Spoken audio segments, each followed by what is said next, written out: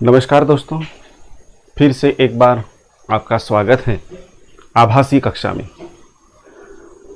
कल हमने जो पाठ देखा था, एक एकांकिका देखी थी, रीढ़ की हड्डी। रीढ़ की हड्डी यह एकांकिका बहुत सुंदर थी। अगला जो पाठ है हमारा, इसके लेखक जिसका नाम है ठेस और लेखक का नाम है फणीश्वरनाथ रेणु जी। उनकी तस्वीर यहाँ पर लगाई गई है। फणीश्वरनाथ रेणु जी, फणीश्वरनाथ रेणु जी, इन्होंने यह जो कहानी लिखी है जिसका नाम है ठेस, यह पाठ जो है वह पूरक पठन इस विभाग के अंतर्गत आता है, गद्य पाठ है। फणीश्वरनाथ रेणु जी, यह नाम हिंदी साहित्य में काफी मशहूर रहा है। इनका जन्म जो है वह सन 1921 में बिहार के पूर्णिया जिले में हुआ। इनकी मृत्यु 1977 में हुई। इनके परिचय के बारे में कहा जाता है कि जो कथा विधा है, इस कथा विधा के प्रमुख होने के नाते या कथा विधा में उसका जो रुख है वो बदलने वाले, ऐसे ये फणीश्वरनाथ रेणु जी, जो कि प्रेमचंद जी का नाम काफी आदर से अपने हिंदी साहित्य में लिया जाता है, क्योंकि कहानियों में वास्तवता लाने का काम प्रेमचंद जी ने किया था। वैसे ही ये फणीश्वरनाथ रेणु जी, इन्होंने आजादी के बाद जो कहानी धारा है या कहानी यह विधा है, इस कहानी विधा का रुख बदलने का काम, काफी महत्वपूर्ण काम इन्होंने अपने साहित्य के द्वारा किया है। और इसीलिए आजादी के बाद के प्रेमचंद की संज्ञा इन फणीश्वरनाथ रेणु जी को दी जाती है। अब इनकी जो कहानियां हैं, इनकी कहानियों की विशेषता यह है कि बिहार के छोटे कस्बे या गांव, यहाँ पर जीवन कैसा होता है, लोगों का जीवन।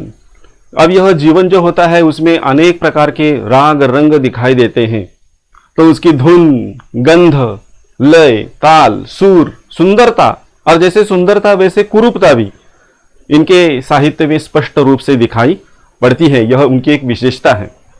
और विशेष बात यह है कि इनकी जो भाषा शैली है, इस भाषा शैली में एक प्रकार का जादू नजर आता है, जो पढ़ने वाले पाठक जो हैं, इनके कोई कहानी या कोई किताब जब पढ़ने लगते हैं, उनके हाथ में जब कोई किताब आती है और पढ़ना हम शुरू करते हैं, तब यह किताब, इसकी भाषा शैली इतनी सुंदर है, इतनी मधुर है कि लोग इसे छोड़ने का नाम ही नहीं लेते। और इस एक प्रकार की उनकी पुस्तक में, उनके साहित्य में जो एक भाषा है, इस भाषा की सुंदरता दिखाई देती है। एक प्रकार का जादुई असर इनके साहित्य में दिखाई देता है। अब वैसे देखा जाए तो यह जो साहित्य है, यह जो कहानियां हैं, ये कहानियां फणीश्वरनाथ रेणु जी ने जो लिखी हैं, इसकी एक विशेषता पाई जाती है कि आंचलिक जीवन, यानी वहाँ का जो माहौल है, वहाँ का जो वातावरण है, वहाँ का स्पष्टीकरण इनकी कहानियों में दिखाई देता है। तो ऐसे ये फणीश्वरनाथ रेणु जी, जिनकी बहुत ही सुंदर कहानी जिसका नाम है ठेस, जो यहाँ पर हमें अध्ययन के लिए दी गई है, इस कहानी को हम देखने वाले हैं। दोस्तों, ये जो कहानी है, यह कहानी वैसे पुराने जमाने में दो प्रकार के वाद प्रचलित थे, वाद, विचारधाराएं। और ये विचारधाराएं कुछ इस प्रकार थी कि कला के लिए यह पहला वाद हुआ करता था, या कला जीवन के लिए। कई लोग ऐसा मानते थे कि कला सिर्फ कला के लिए है, कला में सुंदरता होती है और बस इस कला का आस्वाद लीजिए, यह पहला वर्ग हुआ करता था। और दूसरा वर्ग हुआ करता था जिसका ऐसा मानना था कि कला जो है, यह कला जीवन के लिए है, यानी मनुष्य को जिंदा रहने के लिए यह कला जो होती है वह बहुत सहायक बनती है और जिंदा रहने के लिए, जीवन यापन के लिए जो पैसा चाहिए, जो आमदनी चाहिए, इस आमदनी का एक साधन कला है। ऐसे दो प्रकार के वर्ग हुआ करते थे। और यह जो वाद था वह वाद उच्च पराकोटि को गया था। और तभी फणीश्वरनाथ रेणु जी ने इन दोनों वादों में समझौता करने का प्रयत्न अपने साहित्य के द्वारा किया। वैसे इनकी जो प्रमुख कृतियां हैं वो प्रमुख कृतियां यहाँ पर आपको दिखाई दे रही हैं। मैला आंचल, परती परिकथा, जुलूस, ये उपन्यास है जो काफी प्रसिद्ध हुए थे। अच्छे आदमी, ये कथा संग्रह है। ऋण जल धन जल, नेपाली क्रांति कथा, ये रिपोर्टाज है। यानी साहित्य की विभिन्न विधाओं में इन्होंने लेखन का काम किया है। और ऐसे ये फणीश्वरनाथ रेणु जी, इन्होंने अपनी कहानियों के द्वारा यह स्पष्ट करने का प्रयत्न किया कि कला कला के लिए भी है और कला जीवन के लिए भी है। यह एक ठेस कहानी, यह एक बड़ी सुंदर कहानी। और इस सुंदर कहानी में यह जो कहानी है, इस कहानी का प्रमुख पात्र जिसका नाम है सिरचन, इस सिरचन के इर्द गिर्द यह कहानी घूमती है। और यह सिरचन प्रतिनिधित्व करता है। कभी वह कला कला के लिए अपना प्रतिनिधित्व दिखाता है, तो कभी कभी कला जीवन के लिए इसका भी प्रतिनिधित्व करता है। और दोनों के बीच में एक समझौता की लकीर वो खींचता है। और ये जो वाद चल रहा था कला कला के लिए या कला जीवन के लिए, इसको कम करने का प्रयत्न फणीश्वरनाथ रेणु जी ने अपनी कहानी के द्वारा करने का प्रयत्न किया है। ऐसे ये फणीश्वरनाथ रेणु जी और इनकी ये प्रमुख कृतियां। अब यह जो पाठ है ठेस, इस पाठ के संपाठ से संबंधित कई बातें यहां पर दी गई है शुरुआत में ही। यह जो कहानी है यह आंचलिक कहानी है। आंचलिक कहानी यानी किसी विशेष प्रादेशिक भूमि से संबंधित यह कहानी है। अब यह आंचलिक कहानी होने के कारण, जैसे भाषा में अनेक प्रकार के ऐसे शब्द होते हैं कि जो शब्द बस उसी प्रादेशिक सीमा में लोग बोलते हैं और उसका अर्थ समझते हैं। यह जो कहानी है, यह कहानी बिहार के ग्रामीण जीवन पर आधारित है। तो बिहार के ग्रामीण जीवन में जो भी शब्द वहां पर इस्तेमाल किए जाते हैं, उन शब्दों का प्रयोग इस कहानी में दिखाई देता है। वैसे देखा जाए तो इस कहानी के बारे में कई प्रकार के वीडियोस मैंने देखे, कई अध्यापकों ने इसे पढ़ाया भी है, मैंने इसे सुना और देखा भी। लेकिन दोस्तों आपको एक बात बताता हूं कि जब किसी लेखक या कोई कविता हो, यह कवि या लेखक जो बातें लिखते हैं इसके पीछे उनकी एक विशेष भावना होती है। इस भावना को समझ लेना बहुत जरूरी है।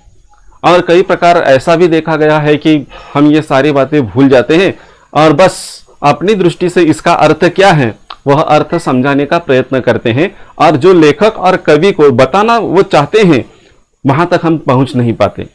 इसलिए बहुत जरूरी है। वैसे यह जो कहानी है ना, यह कहानी कई अध्यापकों को या छात्रों को कठिन लगती है, लेकिन वो सिर्फ यहाँ पर दिए हुए शब्द, इन शब्दों के अर्थ कुछ ठीक तरह से समझ में नहीं आते, और जिसके कारण इस कहानी को ठीक तरह से पढ़ाया नहीं जाता। और इस कहानी की जो सुंदरता है, जो लेखक हमारे सामने वो बात लाना चाहते हैं, वह स्पष्ट नहीं होती। इसलिए मेरा आप सभी से अनुरोध है कि इस कहानी को पढ़ने से पहले, पढ़ाने से पहले इस कहानी के पीछे जो प्रादेशिक वातावरण है, इस प्रादेशिक वातावरण से छात्रों को परिचित कराना है, बहुत जरूरी है। यह जो बिहार का ग्रामीण कस्बा है, इस ग्रामीण कस्बे में कई प्रकार के शब्दों का प्रयोग किया गया है जो शब्द यहां पर भी दिखाई नहीं देते। नेट पर सर्च करने के बाद भी उनका अर्थ समझ में नहीं आता। सही अर्थ या जिस अर्थ से लेखक ने उनका प्रयोग किया है, ये अर्थ हमारी समझ में नहीं आता। इसलिए मैंने यह प्रयत्न किया है, प्रयास किया है कि इस कहानी को पढ़ाते समय इसमें जो आए हुए जो आंचलिक शब्द हैं, जो कठिन शब्दार्थ हैं, इनको वहीं पर स्पष्ट किया जाए, ताकि यह कहानी, इस कहानी की सुंदरता हमारे सामने स्पष्ट हो जाए। अब देखिए ठेस यह पूरक पठन है, और पूरक पठन में जो प्रश्न होते हैं वो थोड़े से अलग होते हैं, उसमें स्वमत को ज्यादा महत्व दिया जाता है। इसलिए इस कहानी को हम देखेंगे, लेकिन कहानी को देखते समय इसकी सुंदरता क्या है, इसके पीछे लेखक को क्या कहना है, ये सारी बातें हम यहाँ पर देखने वाले हैं। तो इसमें देखिए, इस कहानी के माध्यम से कथाकार फणीश्वरनाथ रेणु जी ने ग्रामीण जीवन या सामाजिक संबंध या फिर कारीगरों के स्वाभिमान आदि को बड़े ही सुंदर ढंग से चित्रित किया है। हर एक व्यक्ति का अपना स्वाभिमान होता है और इस स्वाभिमान की रक्षा करने हेतु हर कोई प्रयत्न करता रहता है, काम करता रहता है। स्वाभिमान सबके अंदर होना चाहिए, घमंड नहीं, लेकिन स्वाभिमान जरूर होना चाहिए। तो यह कारीगर छोटा होने के बावजूद भी, छोटा यानी समाज में उसका स्थान छोटा है, और छोटा होने के बावजूद भी अपने स्वाभिमान की रक्षा कैसे करनी है, इसका सुंदर उदाहरण इस कहानी के द्वारा फणीश्वरनाथ रेणु जी ने किया है। अब देखिए, यह ठेस जो कहानी है, यह ठेस कहानी बिहार के ग्रामीण जीवन पर आधारित है। इसलिए इस कहानी में बिहार के ग्रामीण जीवन से संबंधित कई शब्द यहाँ पर आ गए हैं।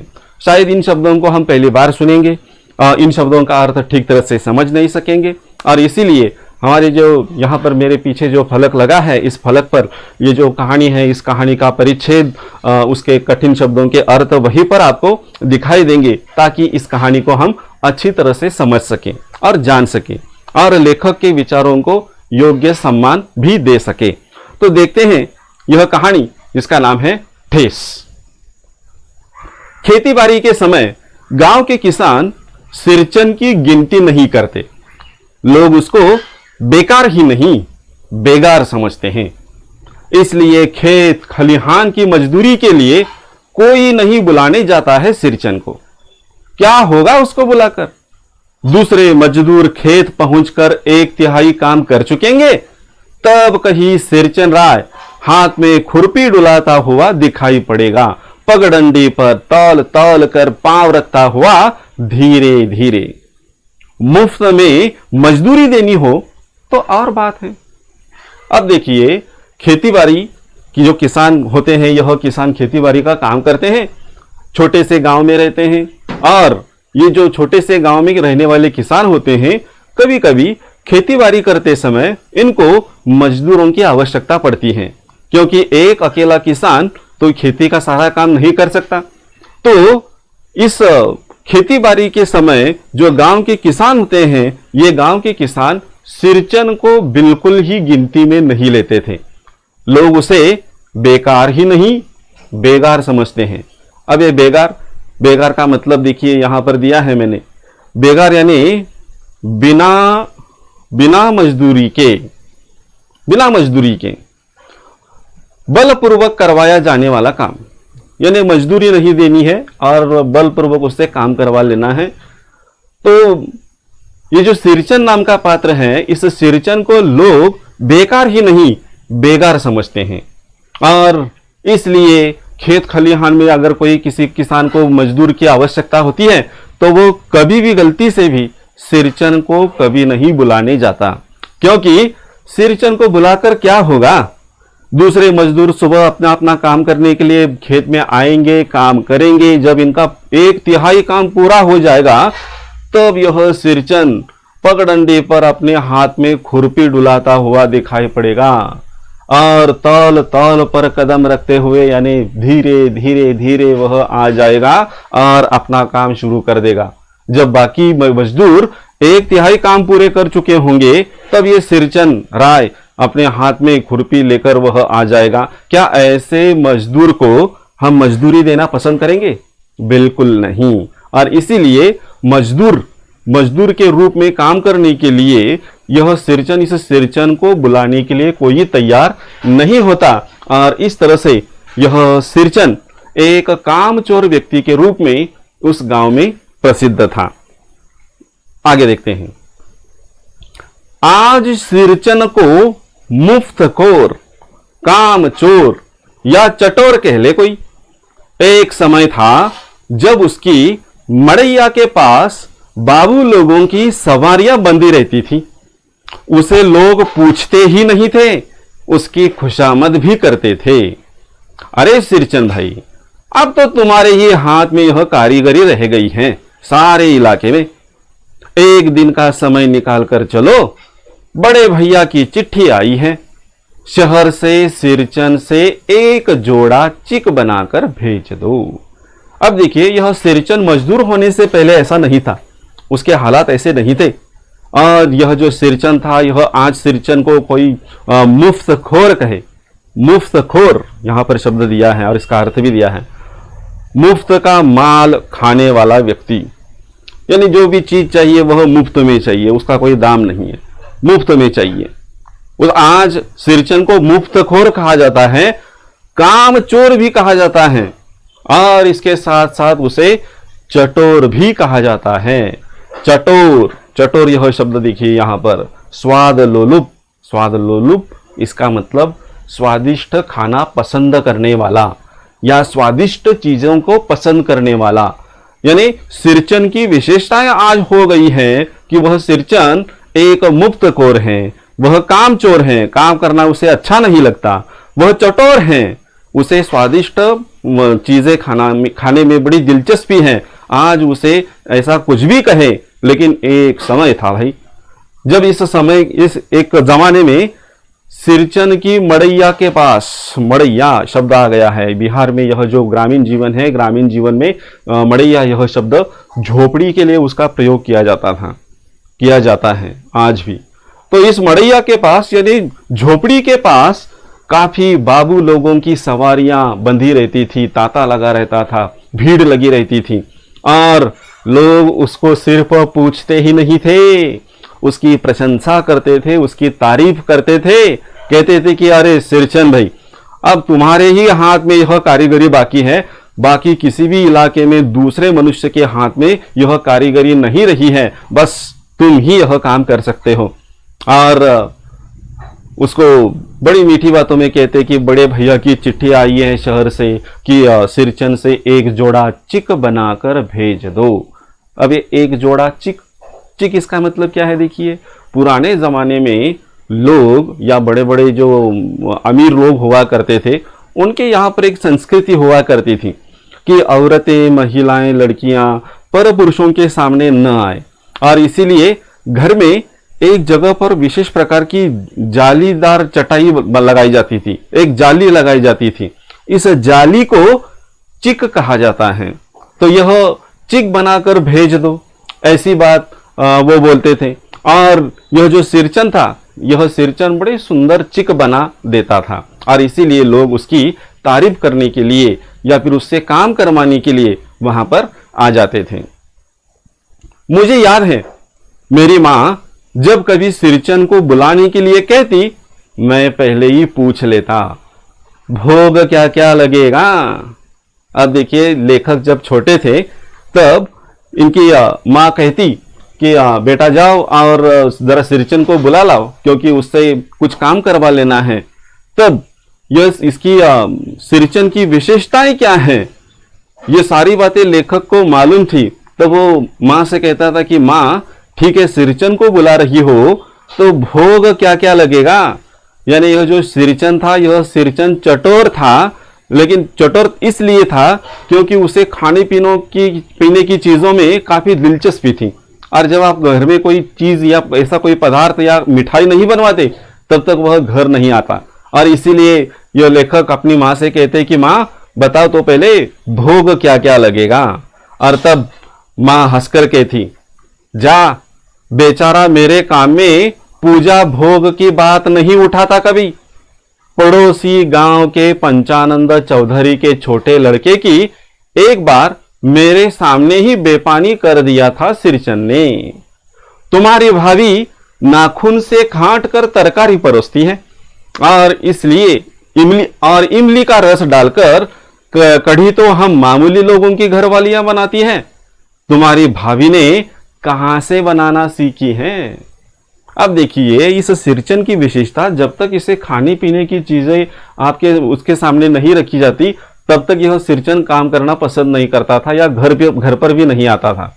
और तब जब लेखक की मां ने कहा कि जाओ जरा सिरचन को बुला कर लाओ, तब लेखक ने हंसते हुए कहा, मां भोग क्या क्या लगेगा। और तब मां कहती है कि हंसते हुए, अरे जा जा, वो मेरे काम में कभी भी पूजा भोग की बात नहीं उठाता, तू जाकर उसको बुला ला।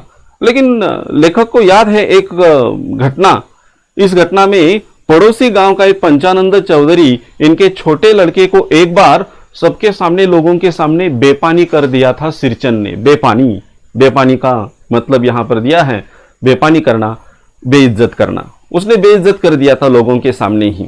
और तब सिरचन ने उसे कहा था कि तुम्हारी भाभी नाखून से खांट कर, इसका मतलब बस बिल्कुल थोड़ा सा ही नाखून से खांट कर परोसती है, तरकारी परोसती है, और इमली का रस डालकर कड़ी तो हम मामूली लोगों की घरवालियां बनाती हैं। यानी ये जो पंचानंद चौधरी है, इस पंचानंद चौधरी के बेटे से, छोटे लड़के से सिरचन ने कहा था कि तुम्हारे घर में तुम्हारी भाभी जो है वह तरकारी परोसते समय बहुत ही थोड़ा थोड़ा परोसती है। हमारे घर में जो खाना हमारी घरवालियां बनाती हैं तो क्या उसमें हम नींबू निचोड़ कर उसको बनाते हैं, कड़ी बनाते हैं? क्या हमारे घर में जो चीजें बनती है उसकी कोई कीमत नहीं है? और ये जो कला है, यह कला तुम्हारी भाभी ने कहाँ से सीखी है? और इस तरह से 4 लोगों के बीच में उसको बेइज्जत कर दिया था।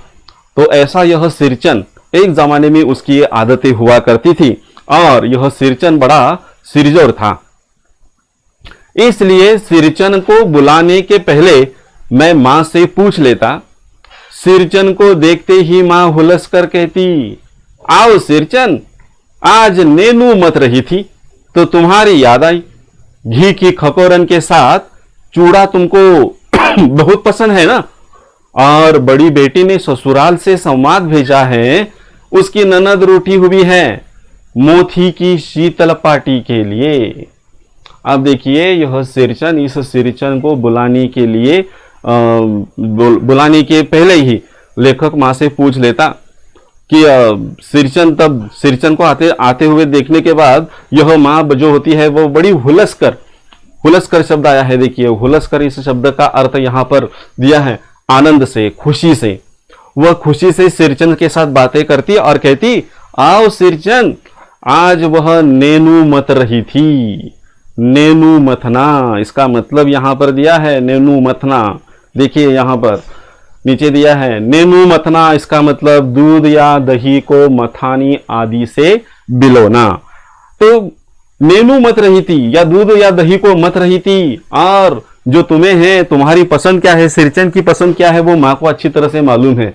वो कहती है कि जब मैं ये नेनू मत रही थी तब तुम्हारी बहुत याद आई, क्योंकि इस घी की खकोरन के साथ, घी की खकोरन, जब घी कढ़ाया जाता है तो उसके नीचे देखिए कुछ खकोरन बच जाती हैं, उसे खकोरन ऐसा कहा जाता है। तो इस खकोरन के साथ चूड़ा तुमको बहुत पसंद है और इसीलिए मुझे तुम्हारी याद आई। और इस ऐसे बोलने के पीछे माँ का स्वार्थ क्या है? तो माँ बोल देती है, बड़ी बेटी ने ससुराल से संवाद संदेशा भेजा है कि उसकी ननद रूठी हुई है। किसके लिए? मोती की शीतल पार्टी के लिए। शीतल पार्टी यानी चटाई, मोती यानी एक विशेष प्रकार की घास जो बिहार में मिलती है। तो इस मोती से बनी हुई एक चटाई के लिए वह रूठी हुई है और वो तुम बड़ी अच्छी सुंदरता से बनाते हो। इसलिए एक काम करो, अपनी बड़ी बेटी के लिए एक सुंदर सी मोती की शीतल पार्टी या चटाई तैयार करो। सिरचन अपनी पनियाई जीभ को संभालकर हंसता, घी की सौंधी सुगंध सूंघ कर ही आ रहा हूं काकी, नहीं तो इस शादी ब्याह के मौसम में दम मारने की भी छुट्टी कहां मिलती है। और यह सिरचन भी कहता है कि अरे माँ जी क्या बताऊं, इधर से गुजर रहा था, अपनी पनियाई जीभ, पनियाई का मतलब यहां पर दिया है तंग करने वाली जुबान, क्योंकि हमेशा जब वो जुबान खोलता था तो उसमें गालियों की बौछार की होती या फिर कोई कटु बात होती थी। और इसीलिए अपनी पनियाई इस जीव को संभालता हुआ वह कहता है माँ से कि माँ जी, जो घी की सुगंध है, मीठी सुगंध सूंघ कर यहाँ पर आया हूं, वरना शादी ब्याह के इस मौसम में दम मारने की भी छुट्टी कहाँ मिलती है। और इस तरह से यह सिरचन माँ से बातें करता था और कहता है कि अपने आप ही वह उनके घर पर आ गया है। अब देखिए, यह जो सिरचन है, यह सिरचन बड़ा अच्छा कलाकार है और इसकी कारीगरी के चर्चे चारों तरफ फैले हुए हैं। आगे देखते हैं। सिरचन जाति का कारीगर है, मैंने घंटों बैठकर उसके काम करने के ढंग को देखा है।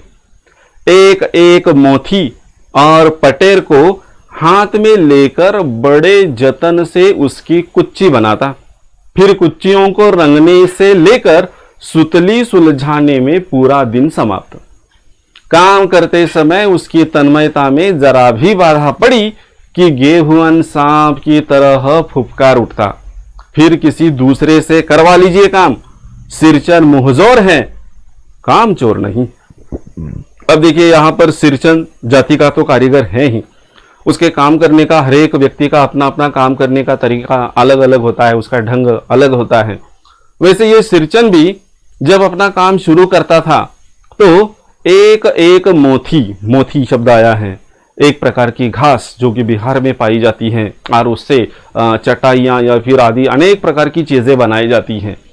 तो एक एक मोथी को, सरकंडे को अपने हाथ में लेता और अपने पटेर के साथ बड़े जतन से उसकी कुच्ची बनाता। कुच्ची इसका मतलब बिहार में ग्रामीण जीवन में झाड़ू इस अर्थ में उसका प्रयोग किया जाता है। तो ये झाड़ू बनाने का काम सिरचन बड़ी अच्छी तरह से करता था। एक एक मोथी लेता और उस पटेर की सहायता से उसको ठीक करता और इस तरह से झाड़ू बन जाता। फिर झाड़ू बनने के बाद उसको आकर्षक भी बनाना है, सुंदर भी बनाना है, तो ऐसे झाड़ुओं को रंगने का काम वह शुरू कर देता था और उसमें भी सुतली सुलझाने का काम वह पूरा दिन करता रहता था। और इस तरह से उसने बनाए हुए झाड़ू हो या फिर और कोई चीजें हो वो बड़ी सुंदर हुआ करती थी। उसके काम करने का तरीका क्या है, देखिए वह अपने काम में पूरी लगन से वह अपना काम करता था। हाँ, और काम करते समय थोड़ी सी भी बाधा या विघ्न उसमें किसी ने डाला तो गेहुअन सांप की तरह, गेहूं के रंग जैसा एक जहरीला सांप वो वहां पर पाया जाता है बिहार में, तो उसे गेहुअन सांप ऐसा कहा जाता है। तो यह बड़ा ही जहरीला सांप होता है। वो जैसे फुफकार उठता है वैसे उसको गुस्सा आता था और तब वह लोगों से कहता, फिर जब मैं काम कर रहा हूं आपने बीच में विघ्न डाला है, ऐसा नहीं होना चाहिए था, व्यवधान नहीं डालना चाहिए किसी के काम में। अगर आपको ऐसा लगता है तो ये काम किसी दूसरे से करवा लीजिए। और इस तरह से सिरचन वह खुद कबूल भी करता, सिरचन मुहजोर है, काम चोर नहीं। मुहजोर इसका मतलब मुंह फट, यानी जो भी दिल में बात आ गई वह बोलने वाला, मुंह पर सामने लोगों के बोलने वाला, वह मुहजोर है लेकिन कामचोर नहीं।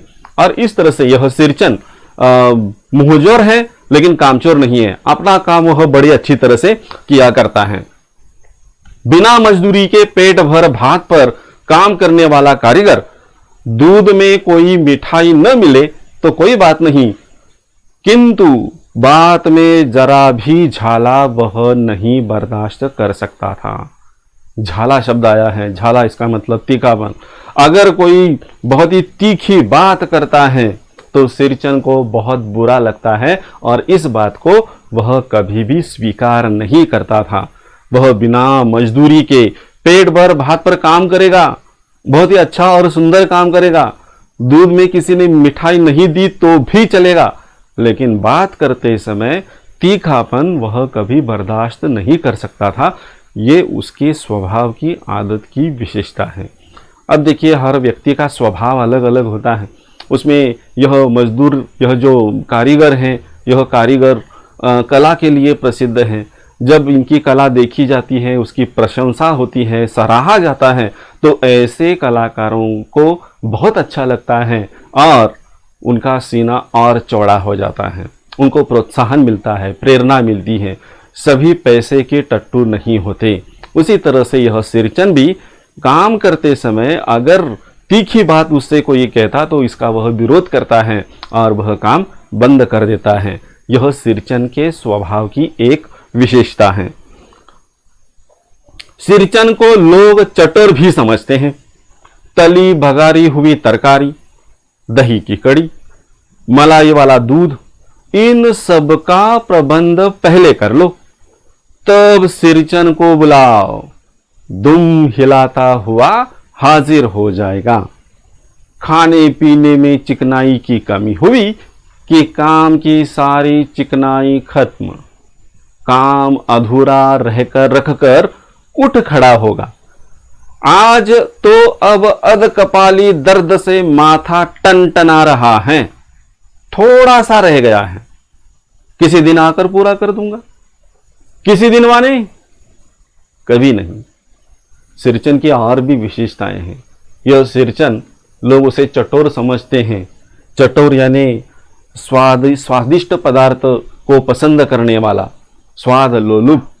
ऐसा यह सिरचन जब इससे कोई काम करवा लेना है और वो भी सुंदर काम, सुंदर तरीके से काम करवा लेना है, तो सबसे पहले अपने घर में क्या करो, तली भगारी हुई तरकारी जो है, यह तरकारी तैयार कर रखो। उसके लिए दही की कड़ी उसे बहुत अच्छी लगती थी, मलाई वाला दूध उसे पसंद था। इन सब का प्रबंध सबसे पहले करो, व्यवस्था पहले कर लो और बाद में सिरचन को बुलाओ।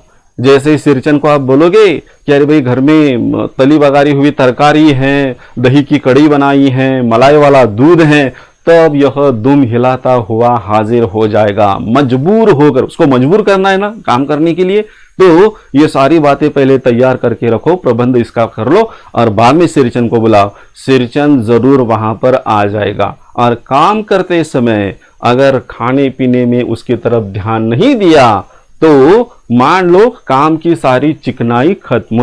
वह काम जो सुंदर होना चाहिए वह सुंदर नहीं होता था। क्यों? क्योंकि खाने पीने की चीजों में आपने ठीक तरह से व्यवस्था नहीं की। और इस तरह से कभी कभी ऐसा भी होता था कि वह अपना आधा काम अधूरा छोड़कर खड़ा हो जाता और कहता कि आज तो अधकपाली है। अधकपाली इसका मतलब आधे सिर में होने वाला दर्द, उसे अधकपाली दर्द कहा जाता है।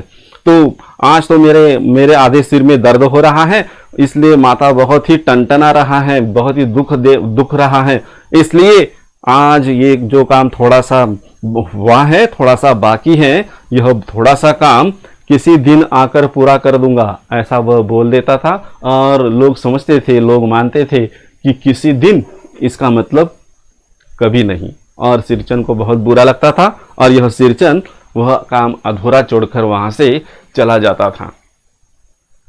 मोथी घास और पटरे की रंगीन शीतल पाटी, बांस की तीलियों की झिलबिलाती चिक, सतरंगे डोर के मोड़े, भूसी चुन्नी रखने के लिए मूंज की रस्सी के बड़े बड़े जाले, हलवाहों के लिए ताल के सूखे पत्तों की छतरी, टोपी तथा इसी तरह के बहुत से काम हैं जिन्हें सिरचन के सिवा गांव में और कोई नहीं जानता। यह दूसरी बात है कि अब गांव में ऐसे कामों को बेकाम का काम समझते हैं लोग। बेकाम का काम जिसकी मजदूरी में अनाज या पैसे देने की कोई जरूरत नहीं। पेट भर खिला दो, काम पूरा होने के पर एक आध पुराना धुराना कपड़ा देकर विदा करो, वह कुछ भी नहीं बोलेगा।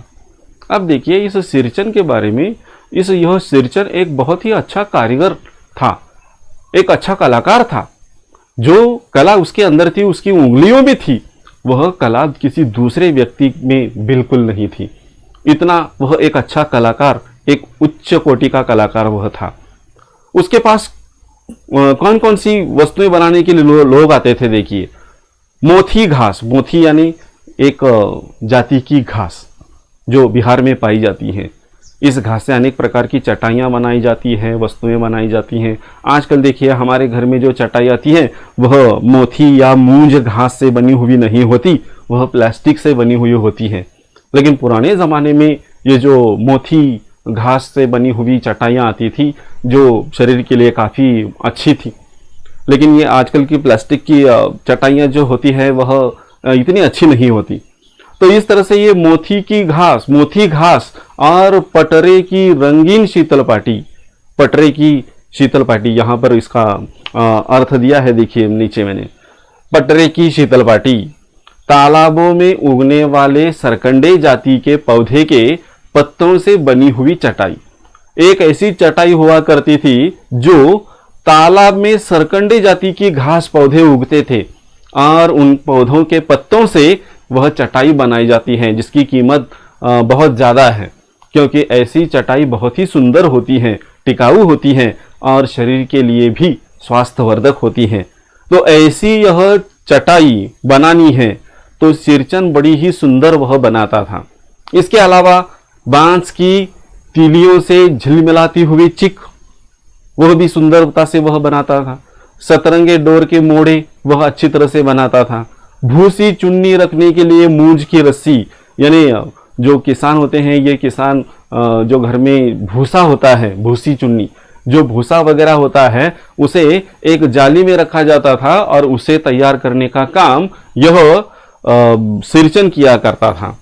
जो किसान हैं, इन किसानों के हलवा जो होते हैं, इनके ताल के सूखे पत्ते, इनकी जो छतरी टोपी बनाई जाती थी, छतरी टोपी, जो कि बरसात में काम करते समय वो ज्यादा भीगे नहीं, इसलिए एक बड़ी टोपी बिहार के लोग पहनते हैं और बाद में खेती करते हैं। तो यह छतरी टोपी बनाने का काम उस सिरचन बड़ी अच्छी तरह से किया करता था। उसके जैसा काम, यह जो काम था, वह उस इलाके में दूसरा कोई व्यक्ति या कलाकार नहीं था, और इसलिए यह जो सिरचन था, यह सिरचन उस क्षेत्र में काफी प्रसिद्ध था। लेकिन ना उसकी जो आदतें थी, यह आदतें कुछ अलग प्रकार की थी, और गांव के लोग जो है वो ऐसे काम को बेकाम का काम समझते हैं। बेकाम, बेकाम यहाँ पर अर्थ दिया है मैंने। बेकाम का मतलब बेकार या अनुपयोगी। लोग उसे बेकार का काम समझते थे, अनुपयोगी काम समझते थे, लेकिन यह अनुपयोगी काम बिल्कुल नहीं था। अनुपयोगी काम, इसका मतलब जो काम करने वाला कलाकार है उससे काम करवा लो, और काम पूरा होने के बाद उसे पेट भर खाना खिला दो, या काम पूरा होने के बाद पुराना घर में कोई पुराना कपड़ा हो, कोई वस्त्र हो, तो उसे दे दो, और इस तरह से बस हो गया। वह उसे कुछ नहीं बोलना है, और उसे बस चुपचाप उसे पाना है और वहां से निकल पड़ना है। ऐसी बात, इसलिए उसे बेकाम का काम समझते थे लोग, लेकिन यह बेकाम का काम नहीं था। यह काम कोई दूसरा व्यक्ति भी नहीं करता था। ऐसा यह सिरचन जो उस इलाके में काफी प्रसिद्ध था। कुछ भी नहीं बोलेगा, ऐसी बात नहीं। सिरचन को बुलाने वाले जानते हैं, सिरचन बात करने में भी कारगर हैं। महाजन टोले के भज्जू महाजन की बेटी सिरचन की बात सुनकर तिलमिला उठी थी। ठहरो, मैं मां से जाकर कहती हूं इतनी बड़ी बात। अब देखिए, यह सिरचन सिर्फ उसके हाथों में ही कला थी, ऐसी बात नहीं थी। जो लोग थे, इन लोगों को मालूम था कि सिरचन बात करने में भी, लोगों से कैसे बात करनी है, उसमें भी वह माहिर था। एक बार एक प्रसंग यहाँ पर दिया है। महाजन टोले के भज्जू महाजन की बेटी सिरचन की कोई बात जिसे उसे गलत लगी होगी, तो उसने गुस्सा होकर सिरचन से कह दिया उसने कि ठहरो, मैं मां से जाकर कहती हूं तुमने जो इतनी बड़ी बात कही है। और तब सिरचन ने इसका मुंह तोड़ जवाब दिया था, बड़ी बात ही है बिटिया, बड़े लोगों की बस बात ही बड़ी होती है, नहीं तो 2-3 पटेर की पार्टियों का काम सिर्फ खेसारी का सत्तू खिलाकर कोई करवाए भला? यह तुम्हारी मां ही कर सकती है बबुनी। सिरचन ने मुस्कुराकर जवाब दिया था। अब देखिए, उसने उस बिटिया से कहा, उसने जो बात कही कि इतनी बड़ी बात तुमने कह दी है, मैं माँ से जाकर बता दूंगी। और तब वो कहता है, बात ही बड़ी, ये जो बात है वही बड़ी ही है बिटिया। जो बड़े लोग होते हैं ना, बड़े लोगों की बस बातें ही बड़े होती हैं। आपने या आपकी माँ ने मुझसे काम करवा लिया, 2-3 पटेर की पार्टियों का काम करवा लिया, और इसका मुआवजा कितना दिया? सिर्फ खेसारी का सत्तू। खेसारी का सत्तू, इसका अर्थ यहाँ पर दिया है भुनी हुई लतरी, यानी दाल। दाल को बिहार में ग्रामीण जीवन में लतरी ऐसा कहा जाता है। तो भुनी हुई लतरी यानी दाल का आटा। क्या सिर्फ ऐसा आटा देने के बाद क्या इतना बड़ा काम होता है? बिल्कुल नहीं। यानी बड़े लोगों की बस बात ही बड़ी होती है। और यह जो आटा दिया था, यह आटा बस थोड़ा सा आटा दिया और इतना काम करवा लिया, और यह बात तुम अपनी माँ से जाकर जरूर बता देना। सिरचन ने मुस्कुराकर जवाब दिया था। और इस तरह से सिरचन किसी भी बात के सामने, अगर की बात में सामने वाले व्यक्ति के बात में अगर तीखापन है, तो वह कभी उसे स्वीकार नहीं करता था। उसका तुरंत वहां पर वह अपमान कर देता था। इस बार मेरी सबसे छोटी बहन पहली बार ससुराल जा रही थी। मानू के दूल्हे ने पहले ही बड़ी भाभी को लिखकर चेतावनी दे दी है, मानू के साथ मिठाई की पतीली न आए, कोई बात नहीं। 3 जोड़ी फैशनेबल चिक और पटेर की 2 शीतल पार्टियों के बिना आएगी मानू तो। भाभी ने हंसकर कहा, बैरंग वापस। इसलिए एक सप्ताह पहले से ही सिरचन को बुलाकर काम पर तैनात करवा दिया था। मां ने, देखो सिरचन, इस बार नई धोती दूंगी, असली मोहर छाप वाली धोती। मन लगाकर ऐसा काम करो कि देखने वाले देखते ही रह जाए। अब देखिए इस बार क्या हुआ, एक उनके घर में, लेखक के घर में प्रसंग हुआ। एक घटना यहाँ पर दी है। उनकी सबसे छोटी बहन जो कि ससुराल में रहती थी, उसका नाम था मानू। मानू के दूल्हे ने पहली बार बड़ी भाभी को लिखकर चेतावनी दी थी। क्या चेतावनी दी थी? कि मानू को जब वापस भेज दिया जाएगा, तो पुराने ज़माने में एक ऐसी संस्कृति थी, एक परंपरा थी कि लड़की अगर ससुर अपने मायके से ससुराल जा रही है तो उसके साथ मिठाइयाँ वगैरह दी जाती थी पतीली में भरकर, और बाद में वहाँ पर जाने के बाद ये मिठाइयाँ सभी लोगों में बांट दी जाती थी आस पड़ोस में। तो मानू के दूल्हे ने पहले ही बात लिख कर देती थी। कौन सी बात? कि देखिए आते समय मानू के साथ अगर आपने मिठाई की पतीली न भेजी तो भी चलेगा, कोई परेशानी नहीं, लेकिन उसके साथ क्या है, 3 जोड़ी फैशनेबल चिक, जो पर्दा होता है जाली का, वह चिक और पटेर की 2 शीतल पाटियों के बिना अगर आएगी कौन मानू, तो देख लूंगा। और तब भाभी ने भी हंसकर कहा था, बैरंग वापस। अब ये बैरंग वापस का मतलब क्या है? वह एक, जैसे हम कहते हैं कि वहाँ के प्रादेशिक वातावरण में एक ऐसा वाक्य बोल दिया जाता था कि चलो बिना टिकट के वापस कर दूंगा, तुरंत वापस कर दूंगा। और इस तरह से भाभी ने भी हंसकर कह दिया, बैरंग वापस, यानी तुरंत। बिल्कुल सही है, आपकी बात मुझे स्वीकार है, और मैं आपने जो कहा है कि चिक चाहिए 3 जोड़ी और 2 जोड़ी शीतल पाटी चाहिए, ये सारी बातें आपको चीजें जरूर मिलेगी। और इसीलिए एक सप्ताह पहले से ही सिरचन को बुलाया गया और माँ ने कहा कि देखो सिरचन भाई, हमारे घर में मानू दीदी को ये बहुत ही सुंदर चिक चाहिए और चटाई भी चाहिए, इसलिए बहुत ही अच्छा और सुंदर काम होना चाहिए। अगर यह सुंदर काम हो गया तो देखो मैं आपके लिए क्या कर दूंगी, नई धोती ला कर दूंगी, और वो भी कौन सी, असली मोहर छाप वाली धोती। यानी पुराने ज़माने में जो धोती पहनते थे लोग, यह धोती उस पर सबसे अच्छी और सुंदर धोती कौन सी है, जिस पर मोहर लगी हुई है, छाप वाली है। तो ऐसी धोती मैं दूंगी, इसलिए काम अच्छा होना चाहिए, मन लगाकर काम करो। और यह सिरचन ने, उसको पहली बार बताया गया कि ऐसी धोती मिलने वाली है, तो यह सिरचन बड़ी तल्लीनता से इस काम में जुट गया। पान जैसी पतली छुरी से बांस की तीलियां और कमानियों को चिकनाता हुआ सिरचन अपने काम में लग गया। रंगीन सुतलियों में झब्बे डालकर वह चिक बुनने बैठा। 1.5 हाथ की बिनाई देखकर ही लोग समझ गए कि इस बार एकदम नए फैशन की चीज बन रही है।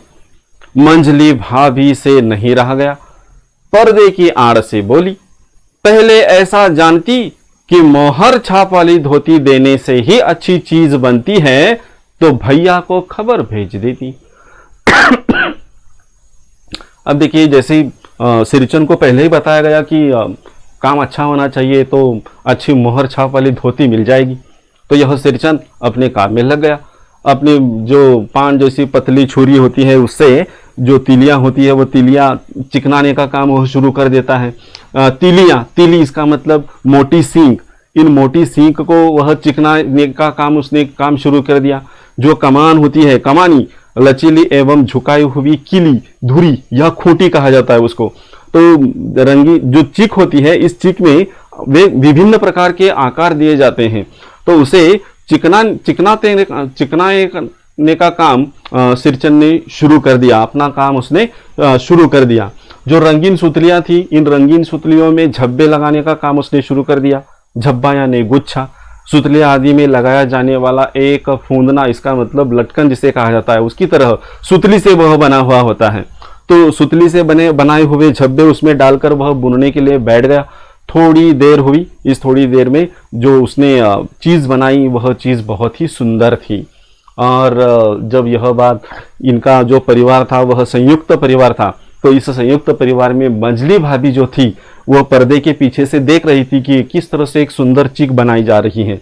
और तब पर्दे की आड़ से वह बोलती है कि अगर पहले से ही मालूम होता या जानती कि मोहर छाप वाली धोती देने के बाद काम इतना सुंदर बनता है, तो मैं भैया को खबर भेज देती हूँ कि वो भी ऐसा कहे कि मैं भी तुम्हें मोहर छाप वाली धोती देता हूँ और मुझे भी एक सुंदर चिक बना दो या शीतल पाटी बना दो। ऐसी बात वह कहती है पर्दे के पीछे से। और यह बात सुनाई देती है किसे? सिरचन को। काम में व्यस्त सिरचन के कानों में बात पड़ गई। बोला, मोहर छाप वाली धोती के साथ रेशमी कुर्ता देने पर भी ऐसी चीज नहीं बनती बहुरिया। मानू दीदी काकी की सबसे छोटी बेटी है, मानू दीदी का दूल्हा अफसर आदमी है। और तब यह सिरचन जब बात में तीखापन सुनता है या बड़ी भाभी को क्या बोलना है, उसके पीछे वो क्या बोल रही है, उसका अर्थ क्या है, तो इसका विरोध वह करता है और कहता है कि मोहर छाप वाली धोती अगर आपके भैया ने मुझे रेशमी कुर्ते के साथ भी दे दी तो ऐसी चीज नहीं बनेगी।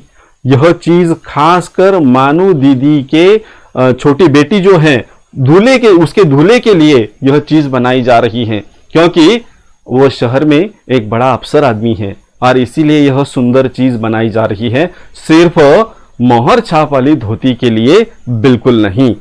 और तब यह बात सुनकर इसका असर क्या होता है देखिए। मंजली भाभी का मुंह लटक गया। मेरी चाची ने फुसफुसाकर कहा, किससे बात करती है बहू? मोहर छाप वाली धोती नहीं, मूंगी या लड्डू। बेटी की विदाई के समय रोज मिठाई जो खाने को मिलेगी, देखती है ना। और तब ये जो मंजली भाभी है उसका मुंह लटक गया, बेचारी नाराज हो गई क्योंकि सिरचन ने ऐसी बात कह दी। तो तब ये जो चाची थी, लेखक की चाची, उसने फुसफुसा कर कहा कि अरे भाई किससे बात करती हो बहू, ऐसे छोटे लोगों के मुंह नहीं लगना चाहिए। मोहर छाप वाली धोती नहीं, मूंगिया के लड्डू दिलाऊंगी। मूंगिया मूंग के आटे से बना हुआ पदार्थ, उससे बने हुए पदार्थ या लड्डू दे दूंगी। और बेटी की विदाई के समय रोज मिठाई जो खाने को मिलेगी, देखती है ना। यानी ये जो सिरचन बातें कर रहा है वो सिरचन की बातें भी चुभती हैं और इसीलिए वो ऐसा बोलकर दिखाती हैं। दूसरे दिन चीक की पहली पांति में 7 तारे जगमगा उठे। 7 रंग के 7 भैया तारा। अपने काम में मगन सिरचन को खाने पीने की सुध नहीं रहती। चिक में सुतली के फंदे डालकर उसने पास पड़े सूत पर निगाह डाली। चूरा और गुड़ का एक सूखा ढेला। मैंने लक्ष्य किया, सिरचन की नाक के पास 2 रेखाएं उभर आई। मैं दौड़कर मां के पास गया। मां, आज सिरचन को कलेवा किसने दिया है? सिर्फ चूरा और गुड़। दूसरे दिन जो सिरचन था, इस सिरचन ने चिक बनाना शुरू कर दिया था। उसमें 7 तारे यानी 7 प्रकार रंग की वह चिक बन गई। पूरी नहीं हुई लेकिन बड़ी सुंदर लग रही थी। और अपना काम करते समय यह सिरचन इतना तल्लीन हो गया था कि उसे खाने पीने की भी सूध नहीं रहती थी। दूसरे दिन वह सुबह सुबह आकर अपना काम उसने शुरू कर दिया और उसे नाश्ते के लिए कलेवा यानी नाश्ता, वो नाश्ता करने के लिए उसके एक डिश में थोड़ा सा चूरा और गुड़ का एक सूखा ढेला यानी टुकड़ा दिया था नाश्ता करने के लिए।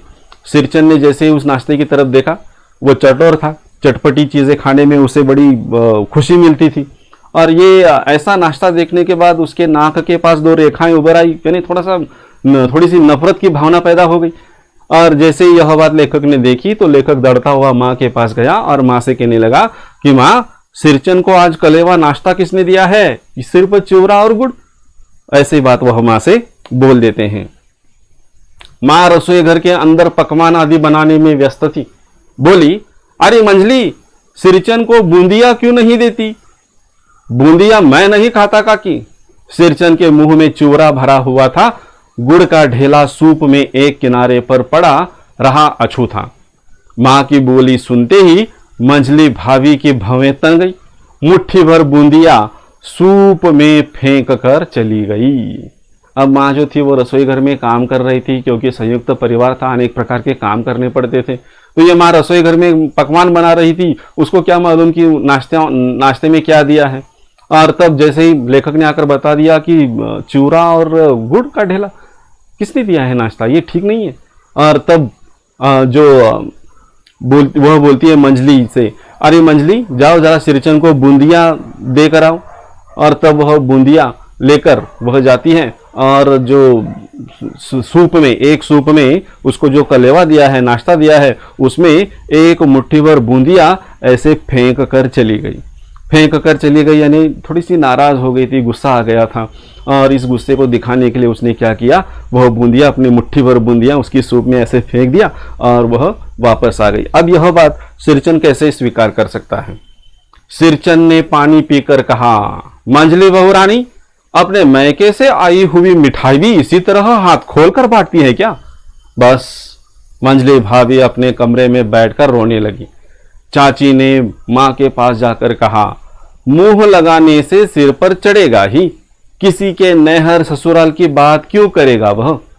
और इस तरह से सिरचन को भी गुस्सा आ जाता है कि इस तरह से नाश्ता देना ये बात ठीक नहीं है। सिरचन को यह गलत लगता है। तो यह सिरचन कहता है कि यह मंझली बहू रानी अपने मैके से अगर कोई मिठाई लाती है तो क्या इसी तरह हाथ खोलकर बांटती है क्या, ऐसा नहीं बांटना चाहिए। बस इस बात का असर ये होता है कि वो अपने कमरे में जाकर बैठकर रोने लगती हैं और चाची माँ के पास जाकर वो कहती हैं कि अरे अगर उसको मुंह लगाने से वो तो सिर पर चढ़ेगा ही और सभी की नहर ससुराल की घर की बातें करेगा और सबका अपमान कर देगा, तुम्ही ने उसको अपने सिर पर चढ़ाया है, ऐसी बात वह बोलती हैं। मंझली भाभी माँ की दुलारी बहू है। माँ तमक कर बाहर आई। सिरचन, तुम काम करने आए हो, अपना काम करो, बहुओं से बतकुट्टी करने की क्या जरूरत। जिस चीज की जरूरत हो मुझसे कहो। सिरचन का मुंह लाल हो गया, उसने कोई जवाब नहीं दिया। बांस में टंगे हुए अधूरे चिक में फंदे डालने लगा। और मंझली भाभी जो कि माँ की दुलारी बहू थी, बहुत ही प्रिय बहू थी, वो जैसे ये बात आकर उसको कही गई तो माँ को भी थोड़ा गुस्सा आ गया और वो बाहर आ गई और सिरचन से कहने लगी, सिरचन तुम यहाँ पर काम करने आए हो तो अपना काम करो, बहुओं के साथ बतकुट्टी इसका मतलब यहाँ पर बुरी बात करने की कोई जरूरत नहीं है। बस अपने काम से मतलब रखो और तुम्हें जो काम दिया गया है बस वही काम किया करो। सिरचन को यह बात बहुत बुरी लगती है, गुस्सा आ जाता है, लेकिन माँ के सामने वो कुछ नहीं बोल सकता। उसने कोई जवाब नहीं दिया, बस बांस में टंगे हुए अधूरी चिक में वह फंदे डालने लगा, अपना काम करने लगा, लेकिन उसको गुस्सा आ गया। मानू पान सजाकर बाहर बैठक खाने में भेज रही थी। चुपके से पान का एक बीड़ा सिरचन को देती हुई इधर उधर देखकर बोली, सिरचन दादा, काम काज का घर, 5 तरह के लोग, 5 किस्म की बात करेंगे, तुम किसी की बात पर कान मत दो। अब यह मानू जो है, यह मानू ऐसा उसे लगता है कि जो चीज़ बनाई जा रही है वह सुंदर होनी चाहिए, बहुत अच्छी होनी चाहिए। तो वह सिरचन के पास जाती है और चुपके से उसको पान का एक बीड़ा सिरचन को देती है और कहती है कि सिरचन दादा देखो, ये जो घर है ना, यह कामकाज करने वाले लोगों का घर है। इसमें हर 5 तरह के लोग रहते हैं, 5 किस्म की बातें करेंगे, अलग अलग बातें करेंगे। तुम किसी की बात पर कान मत दो, यानी किसी की बात मत सुनो, बस अपना काम ठीक तरह से करो।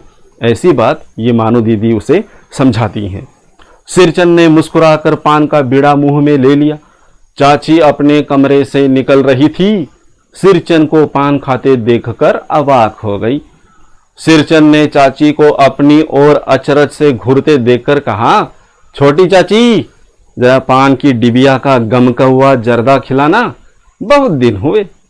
अब देखिए होता है क्या, जब ये मानू चोरी से चुपके से पान का बीड़ा उसको दे देती है और सिरचन भी मुस्कुराकर वह पान का बीड़ा मुंह में लेने लगता है, तभी चाची अपने कमरे से बाहर निकल रही थी। उसने सिरचन को पान खाते देखा। पान खाते देखने के बाद वो अवाक हो गए, आश्चर्यचकित हो गए, अरे इसको भी पान मिलता है, इसको पान किसने दिया वगैरह। तो वो घूर रही थी, देख रही थी उसको। और तभी ये जो सिरचन है, यह सिरचन कहता है कि चाची चाची जरा अपनी पान की अपनी डिबिया का जो गम कौवा जर्दा है वह तो खिला दो। गम कौवा इसका मतलब है सुगंधित, जर्दा इसका मतलब तंबाकू। सुगंधित तंबाकू आपके डिबिया में है, वो जरा खिलाना, बहुत दिन हुए उसको खाए हुए। जरा ये गम कौवा यानी सुगंधित जर्दा तंबाकू मुझे खिला दीजिए। चाची कई कारणों से जली भुनी रहती थी सिरचन से। गुस्सा उतारने का ऐसा मौका फिर नहीं मिल सकता। झनकती हुई बोली, तुम्हारी बड़ी हुई जीभ में आग लगे, घर में भी पान और गम कौवा जर्दा खाते हो। चटोर कही के मेरा कलेजा धड़क उठा, हो गया सत्यानाश। अब देखिए क्या हुआ, यह जो चाची थी, यह चाची इस सिरचन से भी नफरत करती थी। उसे भी गुस्सा आता था बहुत, लेकिन क्या करे, कोई मौका ही नहीं मिलता था। अब ये मौका उसको मिल गया, पूरा गुस्सा उतारने का मौका मिल गया। और जैसे ही सिरचन ने कहा कि अपनी डिबिया से जो गम कौवा जर्दा है वह निकाल कर मुझे दे दो, बहुत दिन हुए, तब उसे बहुत गुस्सा आता है और अपना गुस्सा वह उतारते हुए वह बोलती है, तुम्हारी जीभ में आग लगे। क्या घर में भी कभी पान और गम कौवा जर्दा खाते हो? कभी इतनी औकात है तुम्हारी? चटोर कही के जब ऐसे शब्द लेखक सुनता है और यह जो हमारे पाठ का सिरचन जो है वह सुनता है, तो लेखक का कलेजा धड़क उठा। लेखक को मालूम है कि इसकी आदत क्या है। जब इसे कोई बात में तीखापन उसने वो कभी स्वीकार नहीं करता, और चाची ने ऐसी बात उठाई तो बस बहुत डर गया कि अब चलो हो गया सत्यानाश, अब ये काम बिल्कुल नहीं होगा, जो अच्छी तरह से काम चल रहा है वह नहीं बनेगा। बस सिरचन की उंगलियों में सुतले के फंदे पड़ गए। मानो कुछ देर तक वह चुपचाप बैठा पान को मुंह में घुलाता रहा, फिर अचानक उठकर पिछवाड़े पिक थुकाया, अपनी छुरी हंसिया वगैरह समेट संभाल कर झोले में रखी, टंगी हुई अधूरी चीख पर एक निगाह डाली और हनहनाता हुआ आंगन से बाहर निकल गया। मानो कुछ नहीं बोली, चुपचाप अधूरी चीख को देखती रही।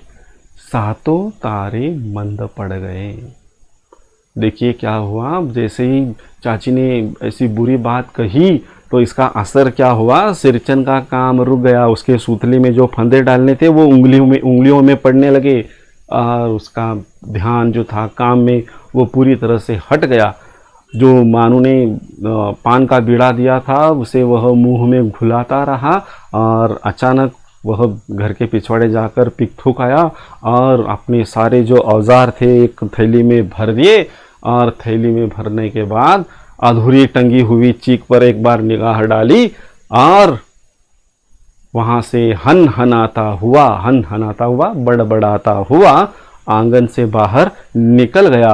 मानू कुछ नहीं बोल सकी और चुपचाप वह अधूरी चीख की तरफ देखने लगी। जो 7 तारे जगमगा रहे थे, अब उसकी जो चमक थी वह धीमी या फीकी पड़ गई थी, क्योंकि चीख अधूरी थी, वह पूर्ण नहीं हुई थी। और इस तरह से सिरचन को बहुत गुस्सा आता है और वह अपना काम छोड़कर चला जाता है। माँ बोली, जाने दे बेटी, जी छोटा मत कर मानू, मेले से खरीद कर भेज दूंगी। मैं सिरचन को मनाने गया, देखा एक फटी हुई शीतल पाटी पर लेटकर वह कुछ सोच रहा है। मुझे देखते ही बोला, बबुआ जी अब नहीं, कान पकड़ता हूं अब नहीं, मोहर छाप वाली धोती लेकर क्या करूंगा, कौन पहनेगा। ससुरी खुद मरी, बेटे बेटियों को ले गई अपने साथ। बबुआ जी, मेरी घरवाली जिंदा रहती तो मैं ऐसी दुर्दशा भोगता। यह शीतल पाटी उसी की बुनी हुई है, इस शीतल पाटी को छू कर कहता हूं। अब देखिए वह नाराज होकर चला गया। माँ बोलती है, ठीक है जाने दे बेटी, बुरा मत मान, क्योंकि ये जो सिरचन है वो सिरचन ऐसा ही है।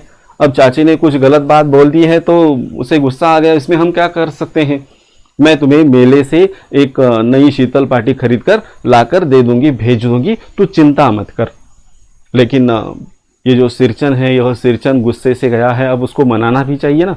इसलिए लेखक उसके पीछे पीछे चला जाता है। घर जाने के बाद देखते हैं लेखक कि वह जो सिरचन है एक फटी हुई शीतल पाटी पर लेटकर कुछ सोच रहा है।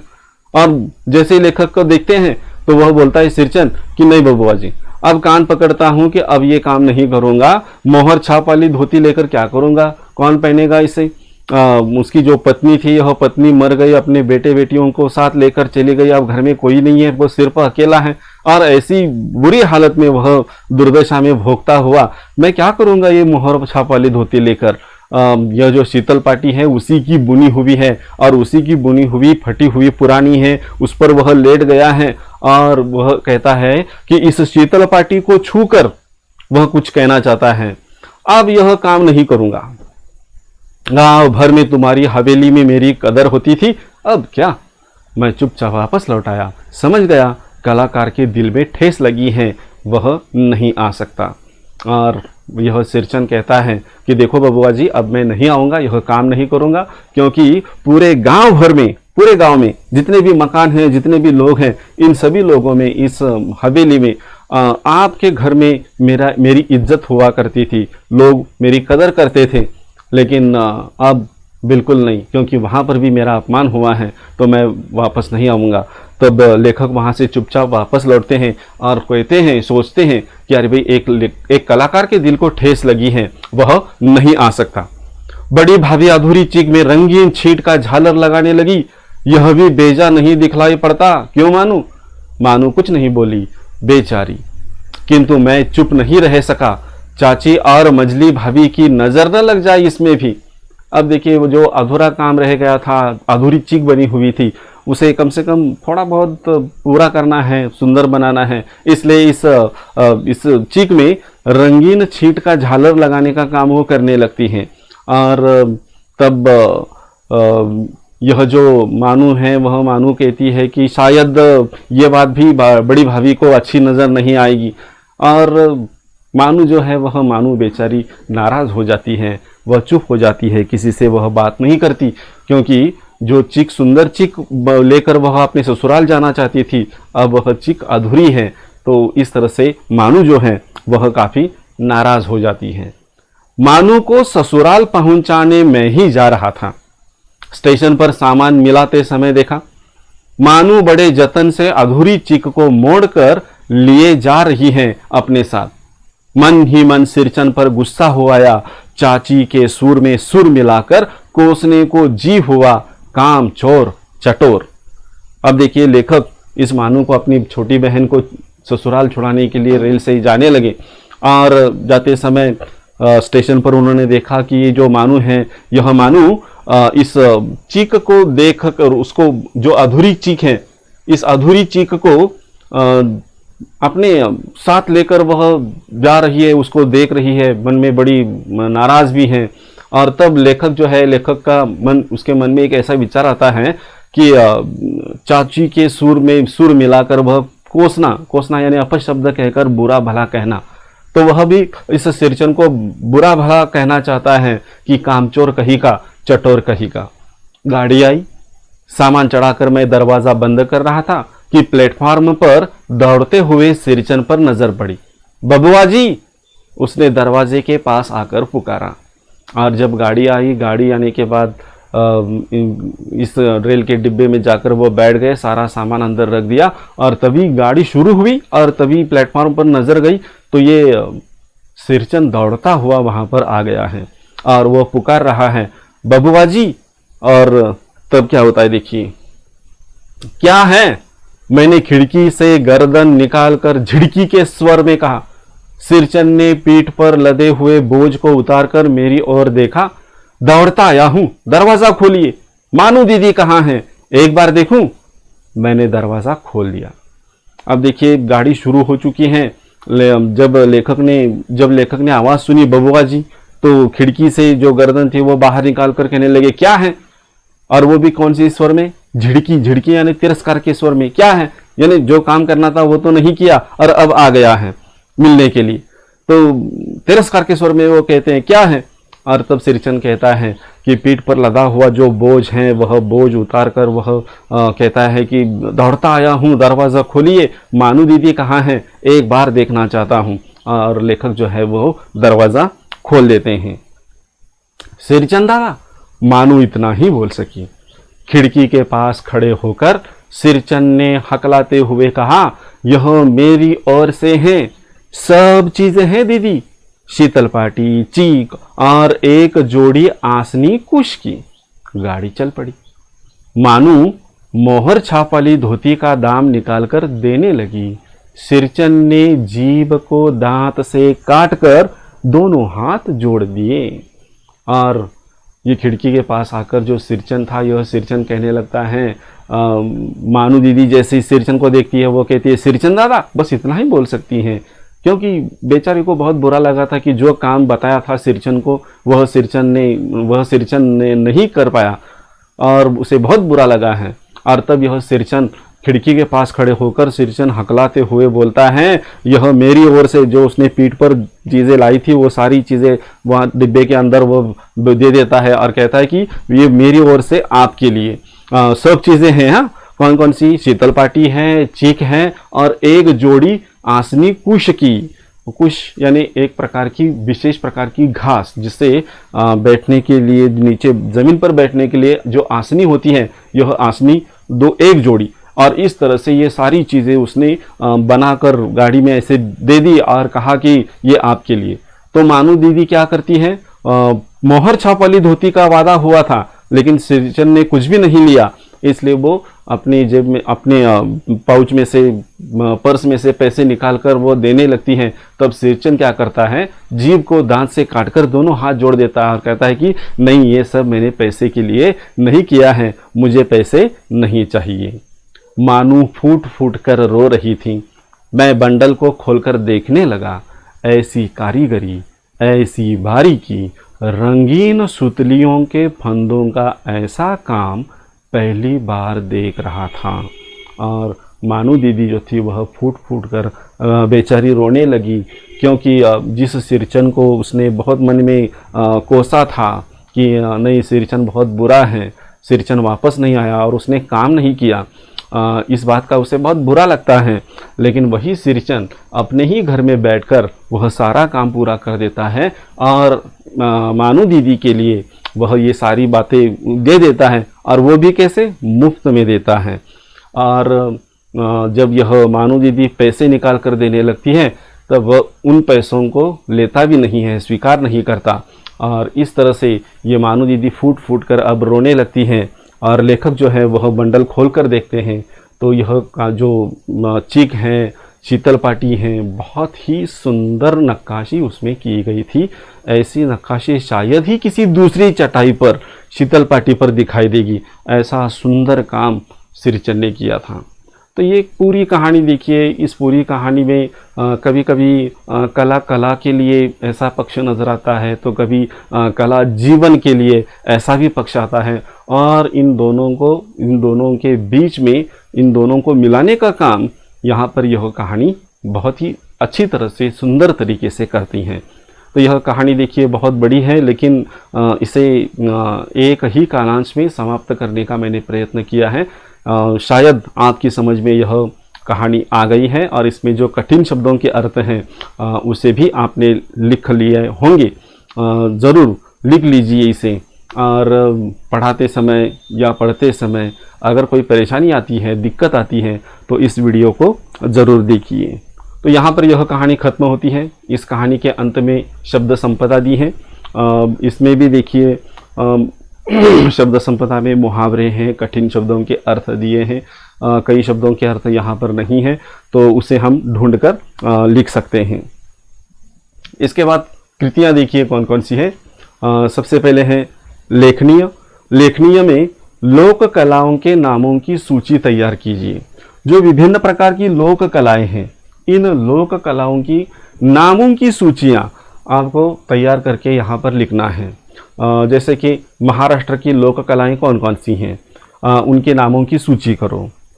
जैसे कि पवाड़ा है, लावणी है, तो ये लोक कलाओं के नाम हैं, तो उनकी सूची तैयार करनी है। पठनीय। देश की आत्मा गांवों में बसती है। गांधी जी के इस विचार से संबंधित कोई लेख पढ़िए तथा इस पर स्वमत प्रस्तुत कीजिए। यानी पूरे देश की आत्मा कहाँ पर है? छोटे गांव में बसती है। महात्मा गांधी जी ने ऐसा कहा था। तो आपको क्या लगता है कि इसके बारे में संबंधित कोई लेख हो तो लेख पढ़ लीजिए और इस पर अपना स्वमत प्रस्तुत करना है। आपको इस प्रश्न का उत्तर, इस कृति का उत्तर आपको लिखना है, स्वमत लिखना है कि देश की आत्मा गांव में बसती है, गांधी जी का यह कथन सही है या गलत है। अगर सही है तो कितना, अगर गलत है तो क्यों, इसका कारण भी यहाँ पर आपको देना होगा। तो इस कृति को तैयार करना है, लिखना है। आपकी तथा परिवार के किसी बड़े सदस्य की दिनचर्या की तुलना कीजिए तथा समानता एवं अंतर बताइए। आपके परिवार में जो बड़े सदस्य हैं, इनकी दिनचर्या, वो दिन में कौन कौन से काम करते हैं, कैसे करते हैं, उनके काम करने का तरीका या समय क्या होता है, वो और आपकी दिनचर्या, इसमें कौन सी समानता है और कौन सा अंतर है, यह आपको बताना है। श्रवणीय में देखिए, महाराष्ट्र में चलाए जाने वाले लघु उद्योगों की जानकारी रेडियो दूरदर्शन पर सुनिए और इसके मुख्य मुद्दों को लिखिए। महाराष्ट्र में अनेक प्रकार के लघु उद्योग चलाए जाते हैं, इसकी जानकारी रेडियो पर सुनाई देती है। कई प्रकार के कार्यक्रम भी होते हैं जो आप सुनते हो, तो ये दूरदर्शन पर या रेडियो पर इसके बारे में सुनिए और इनकी जानकारी अपने शब्दों में लिखिए। स्वाध्याय में देखिए, सूचना के अनुसार कृतियां कीजिए। शायद आपको पूरा दिखाई देता है, हाँ। इसमें देखिए, सिरचन को आने वाले काम, यानी सिरचन को कौन कौन से काम आते थे, ये काम यहाँ पर आपको लिखना है। 4 जगह यहाँ पर दी है आपको। इन चारों जगहों में एक एक कार्य जो सिरचन जानता था उसको लिखना है। सिरचन का मेहनताना, सिरचन काम करने के बाद उसको मेहनताना के तौर पर, आमदनी के तौर पर क्या दिया जाता था, वो यहाँ पर लिखना है। अगला है, मानू को उपहार में मिला। मानू को उपहार में क्या क्या मिला, वो 2 बातें यहाँ पर आपको लिखनी है। सिरचन को लोग कहते हैं। अब सिरचन को लोग क्या कहते हैं, 2 चौखटें दी हैं, इसके 2 उत्तर अपेक्षित हैं, यहाँ पर लिखने हैं। अगली कृति है, देखिए, वाक्यों का उचित क्रम लगाकर लिखिए।